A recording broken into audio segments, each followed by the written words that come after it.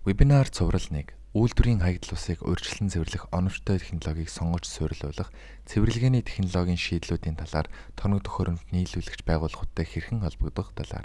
Уг вебинар цувралын агуулгыг авч үзвэл Улаанбаатар хотод түгээмэл эрхэлдэг үйлдвэрлэлийн үйл ажиллагаа, үйлдвэрийн хаягдл усыг урьдчилан цэвэрлэх төвшин ба үр дүн, үйлдвэрийн хаягдл усыг цэвэрлэх гарын авлага, үйлдвэрийн хаягдл ус урьдчилан цэвэрлэх байгууламжийн худалдан авалт, үүнд урьдчилан цэвэрлэх технологи, тоног төхөөрөмжийн сонголт, зах зээлийн судалгаа, үнийн санал авах, тоног төхөөрөмж нийлүүлэгчдийг үнэлэх, сонгох, ярилцлага хийх, гэрээний хилэлцээр худалдан авах үйл ажиллагаа, чанарын баталгаа, тоног төхөөрөмжийн нийлүүлэгчтэй холбогдох менежмент, баримт бичиг, албан хэрэг хөтлөлт, урьдчилан цэвэрлэх байгууламжийн туршилт, зураг төсөл гэсэн хэсгүүдэд хуваагдаж байна.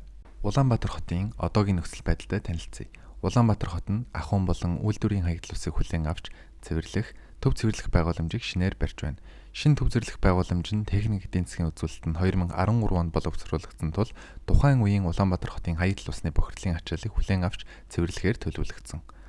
Хүн амын тоо үйлдвэрлэлийн үйл ажиллагаа нэмэгдсээр байгаа тул төв цэвэрлэх байгууламжид ирж буй хаягдл усны бохирдлын хэмжээ жил ирэх тусам нэмэгдсээр байна. Хаягдл усны бохирдлын ачааллыг 2013 оны түвшин хүртэлх бууруулахын тулд ариутгах татваргаар сүлжээнд нийлүүлэх хаягдл усны стандартыг шинжилэн санал болгож байна. Санал болгож буй стандартыг дагаж мөрдөхийн тулд үйлдвэрүүд хаягдл усаа ариутгах татварын сүлжээнд нийлүүлэхээс өмнө өөрийн үйлдвэрийн талбайд урьдчилан цэвэрлэгийг шаардлагатай тулгарч байна.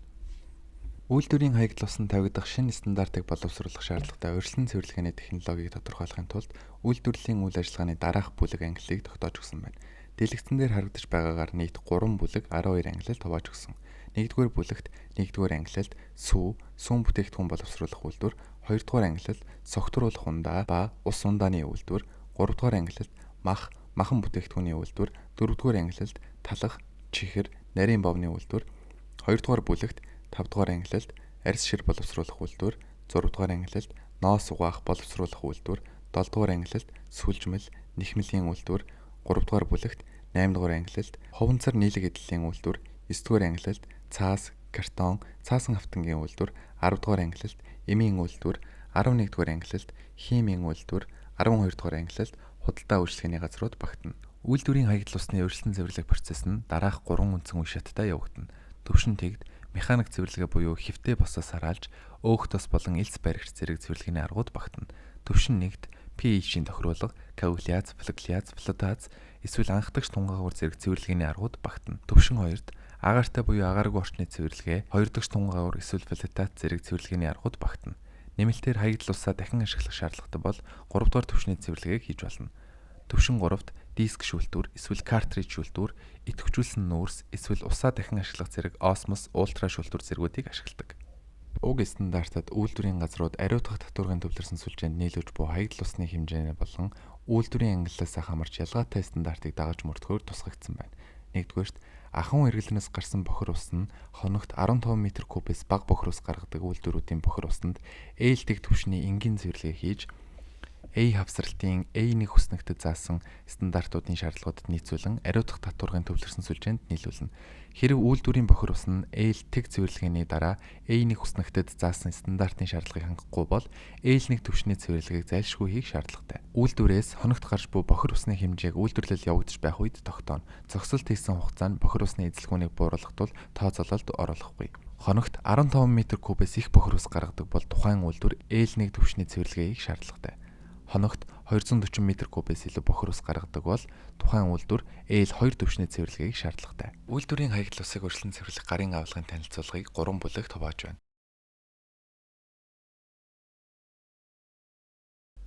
Үйлдвэрийн хаягдл ус урьдчилан цэвэрлэх байгууламжийн худалдан авалтын үйл явцыг харуулж байна. Урьдчилан цэвэрлэх технологи, тоног төхөөрөмжийн сонголт, зах зээлийн судалгаа, үнийн санал авалт, тоног төхөөрөмжийн нийлүүлэгчдийг сонгох, үнэлэх, ярилцлага хийх, сайтаар зочлох, гэрээний хилэлцээр худалдан авах үйл ажиллагаа, чанарын баталгаа, тоног төхөөрөмжийн нийлүүлэгчтэй харилцах менежмент, баримт бичиг, албан хэрэг хөтлөлт.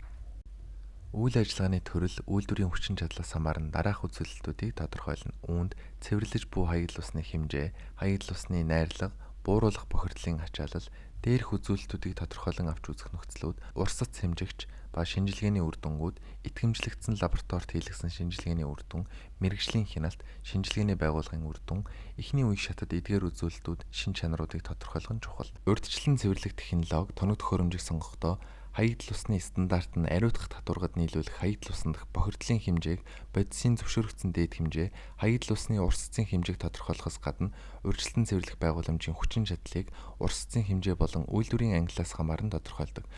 Үйлдвэрийн хаягдл усны урьдчилан цэвэрлэх гарын авалгын 2 дугаар бүлэгт цэвэрлэгээний төвшин бүрийн техникийн мэдээлэл, тоног төхөөрөмжийн сонголт болон ханган нийлүүлэгчдийн мэдээлэл тусгагдсан.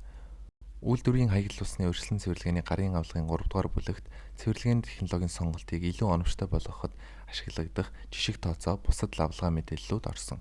Урьдчилан цэвэрлэх технологийг сонгохдоо үйлдвэрийн хаягдл усны урьдчилан цэвэрлэх гарын авалгын 1-р бүлэгт тусгагдсан зааварчилгааны дагуу үйлдвэрийн хог хаягдлыг ялгаж хаягдл усны менежментийн оновчтой дадлыг хэрэгжүүлэх шаардлагатай.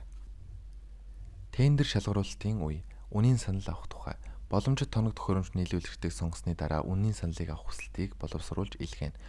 Хүсэлтийг илгээхдээ багтаах ёстой зүйлсээс дурдвал төслийн үзүүлэлтүүд, техникийн шаардлага, тоног төхөөрөмж нийлүүлэлтийн хуваарь, үн, баталгаат хугацааны нөхцөл, засвар үйлчилгээний хуваарь, бусад шаардлагууд, саналыг хүлээн авсны дараа урьдчилан тодорхойлсон үнэлгээний шалгуурын дагуу үнэлгээ хийн. Техникийн шалгуур хангасан байдал, үнийн өрсөлдөх чадвар, тоног төхөөрөмж нийлүүлэгчдийн нэр хүнд ба лавлгаа, ярилцлага хийх, эсвэл сайтад зочлох, хүргэлт хийх чадвар, борлуулалтын дараах үйлчилгээ, стандартын шаардлагыг хангаж буй эсэх, технологийн баталгаа, тоног төхөөрөмжийн чанарын баталгаа. Тоног төхөөрөмжийг нийлүүлэгчийг сонгосны дараа гэрээний нөхцөл, боловсрыг эцэслэн батлах, хил зэрэг зохион байгуулна. Үн тохиролцох, бараа нийлүүлэлт хуваарь, баталгаат хугацаа, гэрээний бусад заалтууд, төлбөрийн нөхцөл, борлуулалтын дараах үйлчилгээний гэрээ.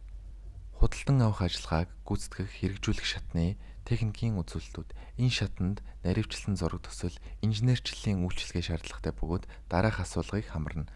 Суур зураг төсөл, урсгал, ачаалал, технологийн баталгаа, процессын урсгалын диаграмм, шугам хоолой тоноглолтын диаграммууд, тоног төхөөрөмжийн техникийн тодорхойлолт, техникийн үзүүлэлтүүд, тоног төхөөрөмжийн жагсаалт, хавхлагын жагсаалт, цахилгаан ачааллын жагсаалт, шугам хоолойн төсөвт өртөг, цахилгааны нэг шугамын диаграмм, наривчлсан зураг төсөл, инженерчлэлийн үйлчилгээ шаардлагатай бөгөөд дараах зүйлийг агуулна. Барилгын болон тоног төхөөрөмжийн зураг, процессын тооцооны, химийн бодис болон үйл ажиллагааны зардлын тооцоо, хяналтын тайлан, тоног төхөөрөмж, угсралтын заавар, ашиглалтад оруулах, операторын сургалт, үйл ажиллагааны заавар. Худалдан авах ажиллагааны баримт бичгийг, иж бүрэн хөтлөхийг зөвлөж байна. Үүнд үнийн санал авах хүсэлт, эрүүлсэн санал, гэрээ, худалдан авах захиалга, нэхэмжлэх, бусад холбогдох материалууд. Нийлүүлэгчтэй харилцах менежментийн чухал хэсэг нь сонгогдсон тоног төхөөрөмжийг нийлүүлэгчтэй ажлын сайн харилцаа тогтоож хадгалах нь төслийн хэрэгжилтэд эергээр нөлөөлдөг. Шаардлагатай бүрэлдэхүүн хэсгүүдээс дурдвал тогтмол ойлгомжтой харилцаа, гүйцэтгэлийн үнэлгээ, аливаа асуудлыг цаг алдалгүй шийдвэрлэх зэргээс бүрдэнэ. Хаягдл усыг урьдчилан цэвэрлэх байгууламжийг төлөвлөх ба үйлдвэрт нэвтрүүлэхийн тулд мэдээллийн баттай их сурвалж тутмаг, статистикс тулгуурласан дүгнэлт тодорхойгүй байх гэх мэт онцгой тохиолдолд урьдчилан цэвэрлэх байгууламжийн зураг төслийг сонгохын тулд туршилтын үе шатыг хэрэгжүүлж болно. Лабораторийн хэмжээний туршилт нь процессын үр ашгийг шалгах зорилготой байдаг бол харин үйлдвэрийн хэмжээний туршилт нь үйл ажиллагааны үр ашиг, доктортой байдлыг шалгах зорилготой байдаг.